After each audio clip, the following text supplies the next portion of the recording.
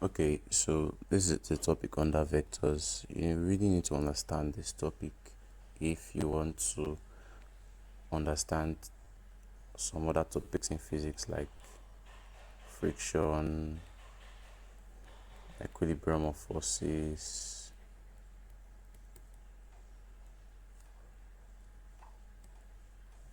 and basically anything that involves the use of lines, vectors, shapes, angles. You just need to understand this topic. So now that I've established why this topic is very important, let's get on to it.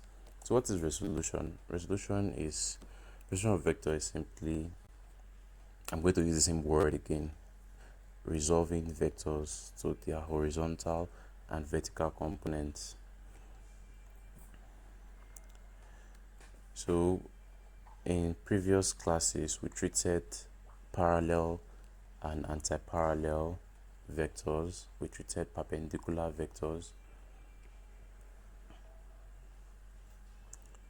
and so we're going to be applying all the knowledge from parallel vectors, anti-parallel vectors, perpendicular vectors into resolving vectors into the horizontal and vertical components, and then ultimately the end goal is to find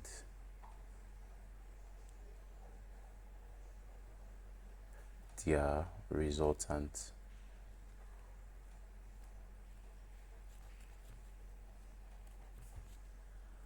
Okay, so let's get into it. I'm going to do a quick recap of resolution of vectors.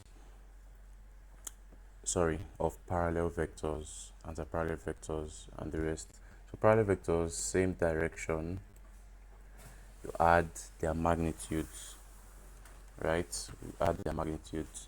Opposing direction, for example, two forces acting opposite direction, we subtract to get their resultant. And then we'll now move on to perpendicular vectors. Perpendicular, where they are inclined at an angle of 90 degrees to each other. You resolve this by forming a right angle triangle, giving its resultant, and using Pythagoras theorem. So use the formula r squared is equals to a squared plus b squared to find the resultant.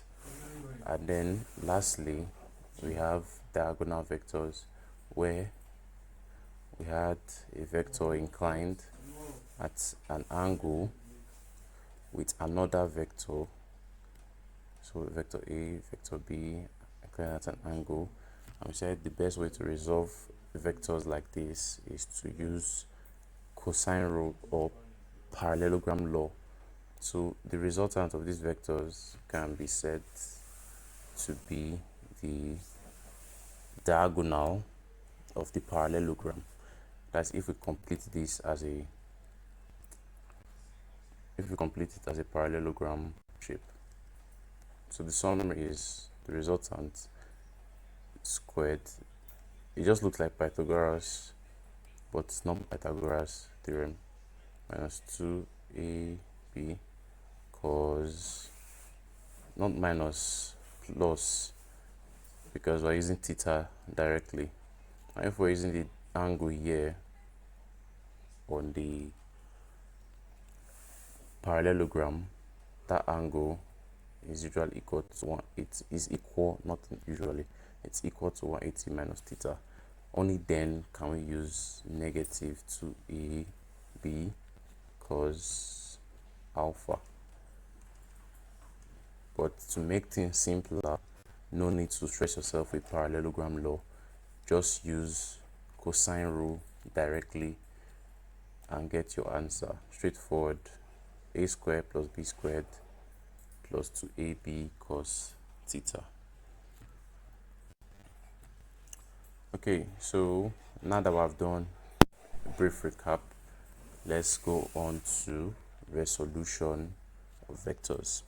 So let's say, for example, we have 50 Newton towards the north, we have 30 Newton here, we didn't stop there. We start adding more vectors, more forces. We have 10 Newton towards the south, and we have 15 Newton towards the west. They say find the resultant of this vector arrangement. What's the resultant? Very easy. So 10 Newton and 15 Newton they are anti-parallel, so we can resolve them. 50 minus 10 is going to give us 40 Newton. So the new diagram will be in this format, right? So we are going to have a net force of 40 Newton upwards, and then these are also anti-parallel, so we subtract them. 30 minus 15 Newton is going to give us 15 Newton, but it's going to be in this direction, the direction of the larger force. So we're going to have net force of 15 Newton. So we're slowly resolving. We have resolved to this point, and now we can simply use Pythagoras theorem to just find the resultant at the direction. So resultant is, I think I need to reposition this. Actually, there is a way to draw a vector diagram. There is a right convention to draw a vector diagram, and let me show you how we do it. So for a vector diagram, the two vectors has to be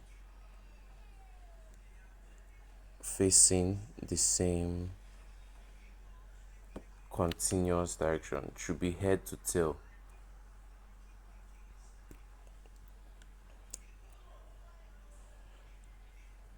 So the two vectors has to be facing the same direction, but the resultant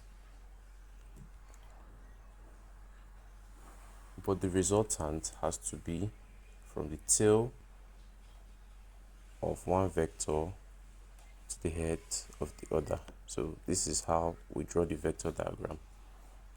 If you don't understand, look at these two vectors. They are going in the same direction, but the resultant is going in the opposite direction.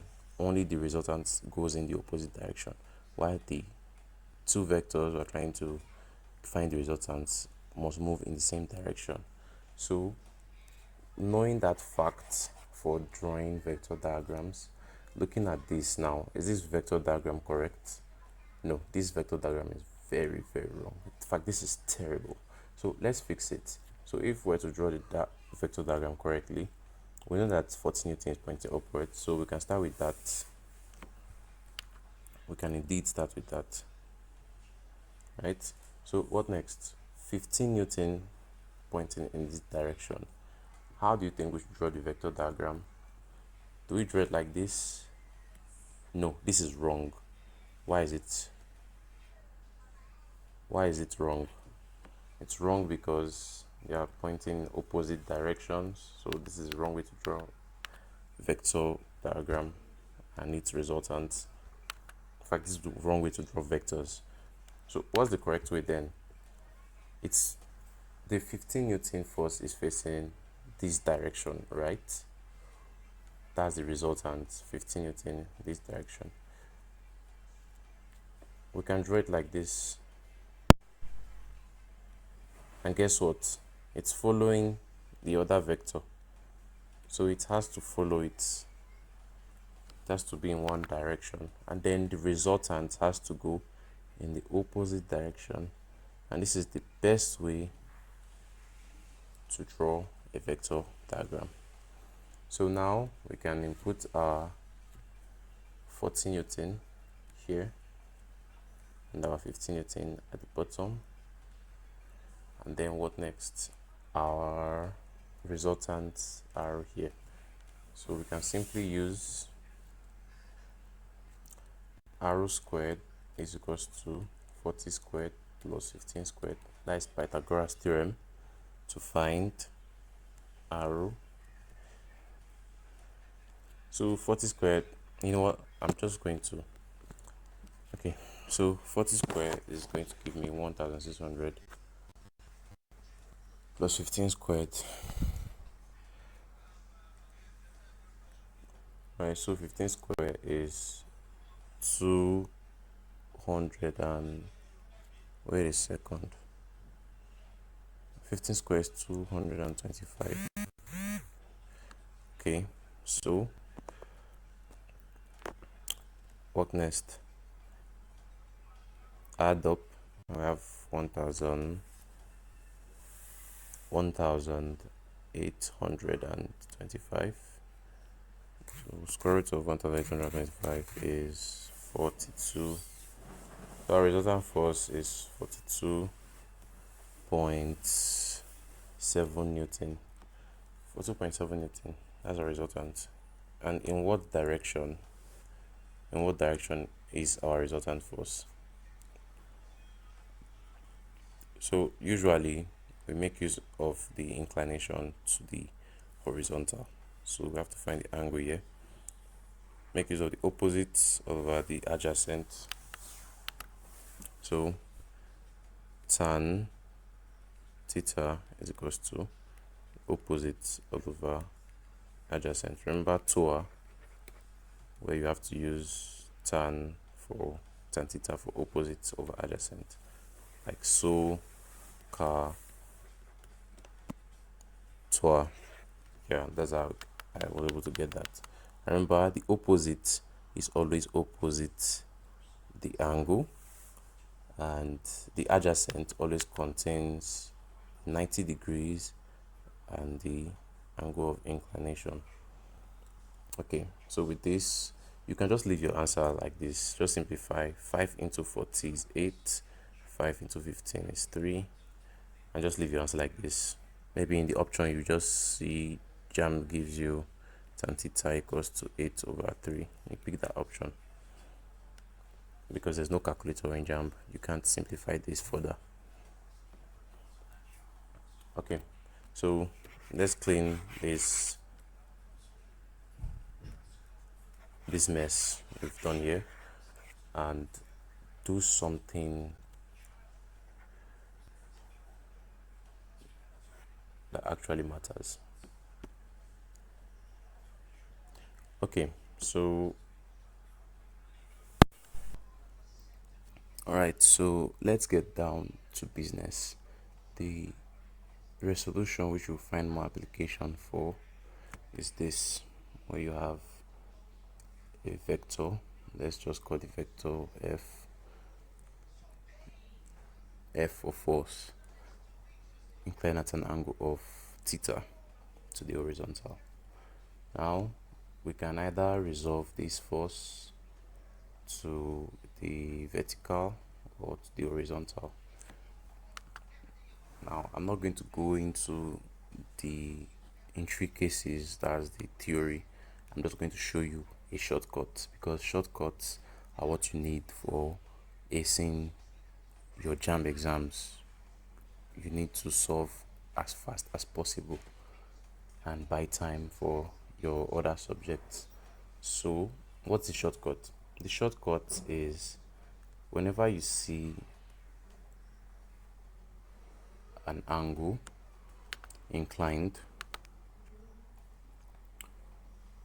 I want you to imagine that this is a door. I want you to just imagine that this is a door, whereby if you close the door, we make use of cos,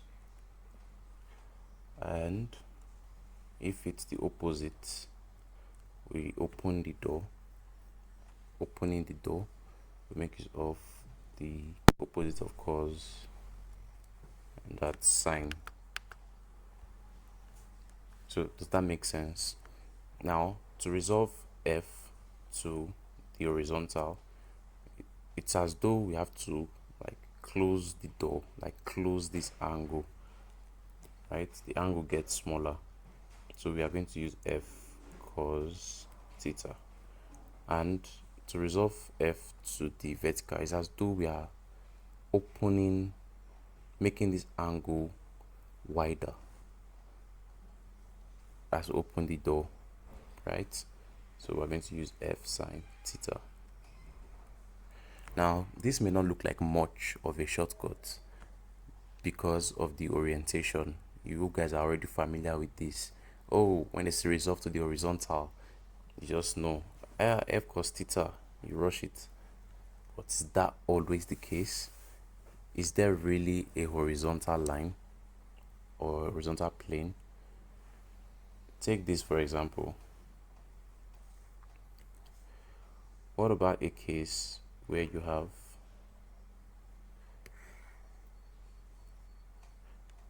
and then you have a force is inclined like this.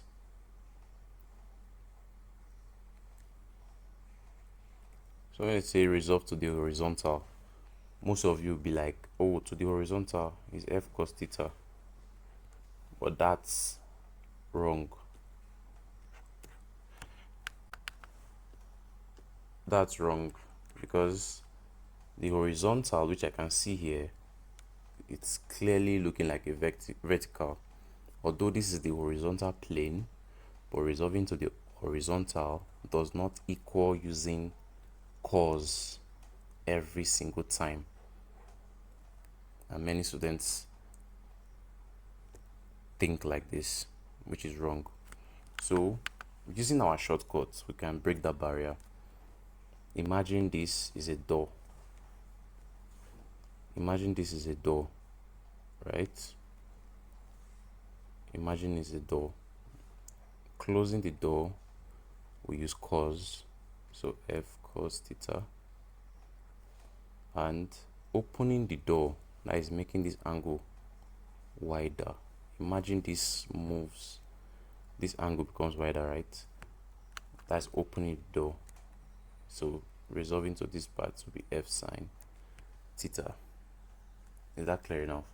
So let's take some trick cases. So you may see something like this with no orientation in particular.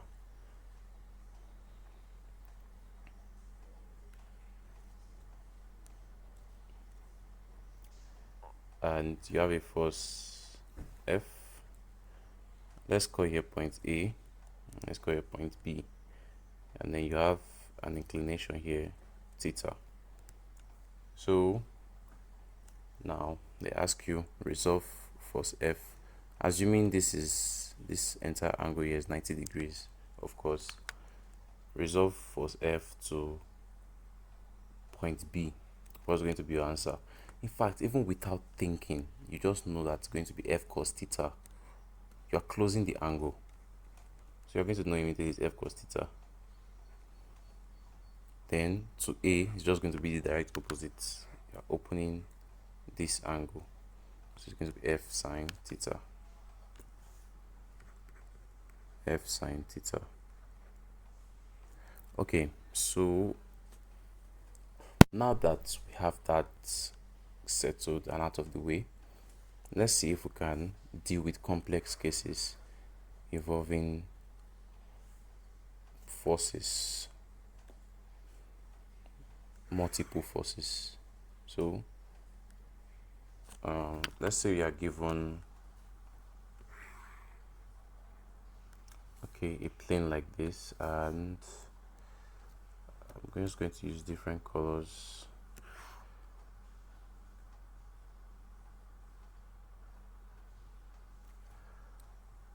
And then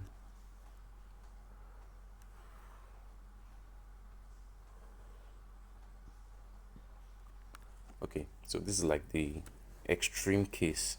If you can solve this case, then I don't think, in fact, there is no case of resolution of forces in physics you won't be able to solve.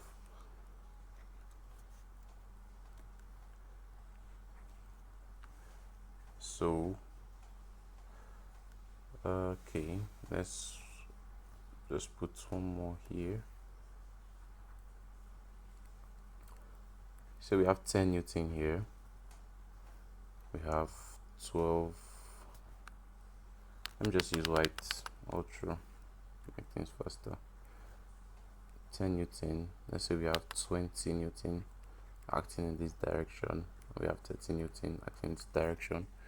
And then lastly, we have 5 Newton. No, let's make it 50 Newton acting due east. And then this angle here is given as 30 degrees, and then this angle here is given as 60 degrees. Okay, so with these values, find the resultant. What is the resultant force? You can pause the video and try it out, or you can keep on playing to see the solution. Okay, so to find the resultant force, basically we just need to resolve each and every one of these force to their horizontal and their vertical components. Okay, so this is already in its vertical components, which means we don't need to bother much about it. What we need to bother about is the inclined forces, right? So I'm just going to resolve it directly from here. 30 Newton, I know this is an angle, closing it is going to be what?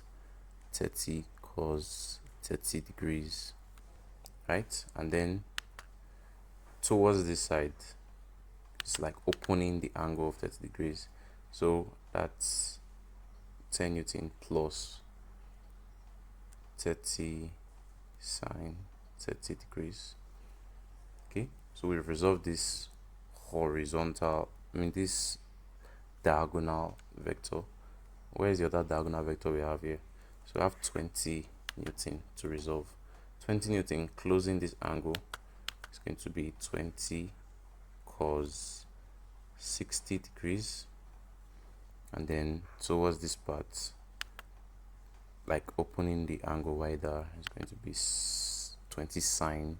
So we're going to have plus 20 sine 60 degrees.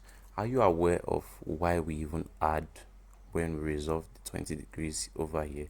Is because when you resolve 20 Newton, not degrees, when we resolve 20 Newton to the west, it is now parallel to this other force.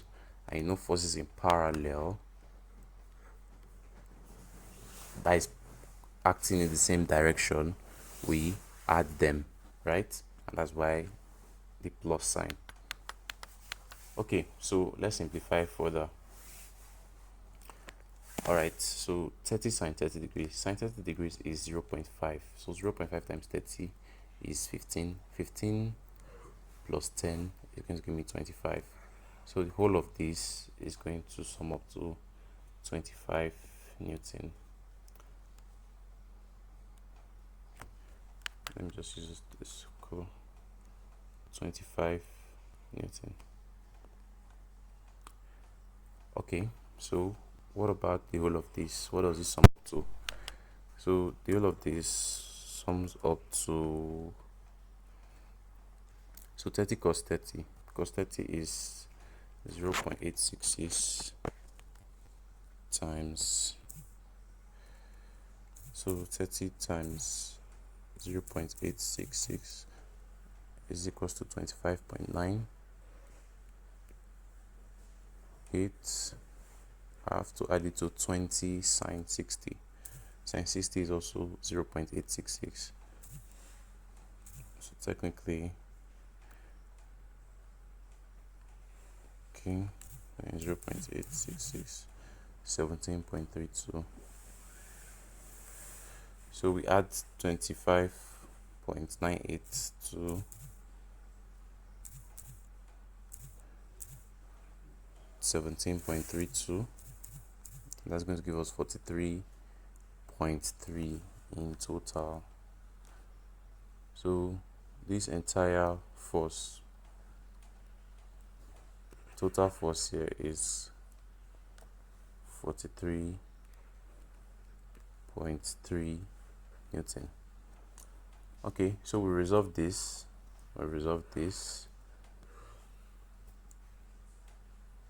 Remember, after resolving, this is no longer valid because I've already resolved it to its horizontal. So it's horizontal and its vertical component.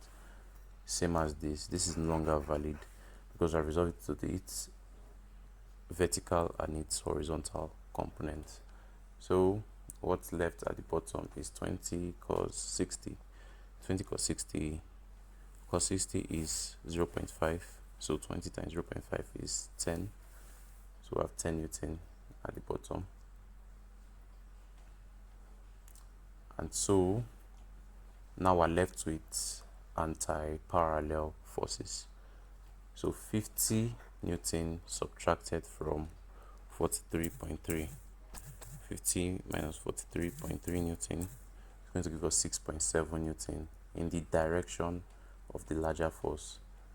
So I'm just going to draw a straight line first, showing 6.7 Newton, and then what's left is 25 minus 10. 25 minus 10 is 15 Newton. So 15 Newton towards the top. So I'm going to follow it up. We go to 15 Newton.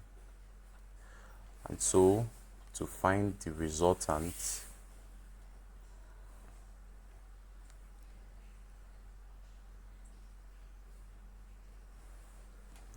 goes in the opposite direction. So to easily find the resultant, we use Pythagoras. Arrow squared is equals to sum of the squares of the other two sides. 6.7 squared. So 15 squared is 225, and 6.7 squared is 44.89. So we have to add it together. That's going to give us 269.89.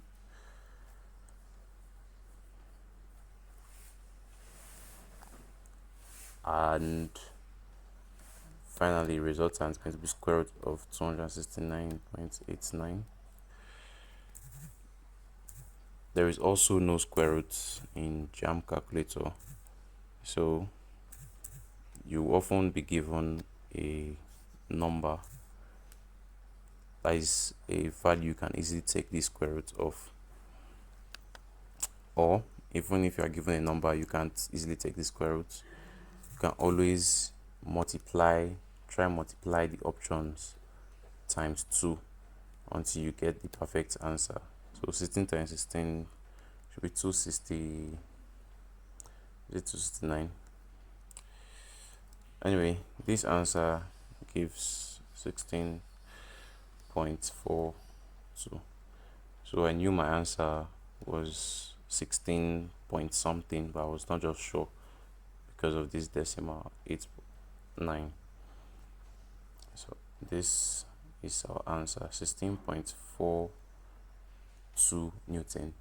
But remember, a vector has both magnitude and direction. So now we have to find the direction. So how do we find direction?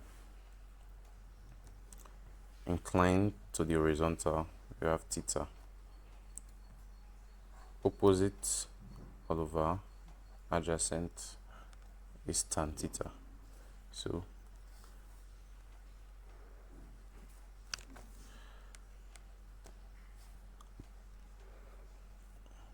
tan theta is equals to 15 over 6.7, and you can use your calculator, but in JAMB you don't really need to In fact, there's no tan in JAMB calculator, but we can just simplify for the sake of, let's know what the final answer is. So you take the tan inverse of 15 all over 6.7. So the tan inverse, or the arctan. Alright, so we got an angle of 65.93 degrees. But is this enough information for a direction? Where exactly is the direction? So if we have 65.93 degrees, we can complete this.